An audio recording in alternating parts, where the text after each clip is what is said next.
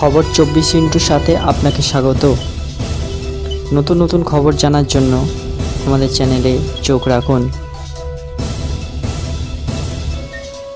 নমস্কার দর্শক বন্ধুরা, খবর 24 আপনাকে স্বাগত। নির্বাচনী বন্ড নিয়ে প্রধানমন্ত্রী নরেন্দ্র মোদীর দাবি জবাব দিলেন কংগ্রেস নেতা রাহুল গান্ধী।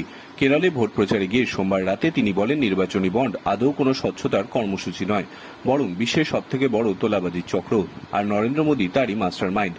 প্রধানমন্ত্রী মোদী সংবাদ সংস্থা এনআইকে দেওয়া সাক্ষাৎকারে সুপ্রিম কোর্টের নাম না করে নির্বাচনী বন্ড বাতিলের সিদ্ধান্তের সমালোচনা করে বলেছিলেন, দেশকে কালো টাকার দিকে ঠেলে দেওয়া হলো। তিনি দাবি করেন, নির্বাচনী বন্ড না থাকলে কেউ জানতেই পারত না কোন সংস্থা কত টাকা কোন দলকে দিচ্ছে।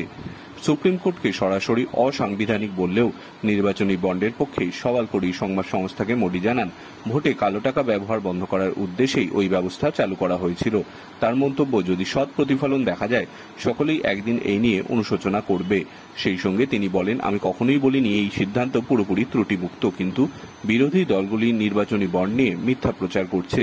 এরপরই কেরলে কংগ্রেসের ভোট প্রচারে অংশ নেওয়া রাহুল কড়া ভাষায় আক্রমণ করেন কেন্দ্রীয় সরকার এবং শাসক দলকে।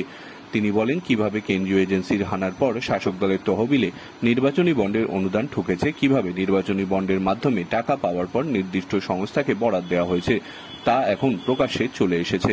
প্রসঙ্গত, গত 15 ফেব্রুয়ারি নির্বাচনী বন্ড ব্যবস্থাকে অসাংবিধানিক এবং ক্ষতিকারক বলে আখ্যা দিয়েছিল সুপ্রিম কোর্ট। আদালত এসবিআইকে নির্দেশ দিয়েছিল অবিলম্বে যেন ওই বন্ড দেওয়া বন্ধ করে তারা।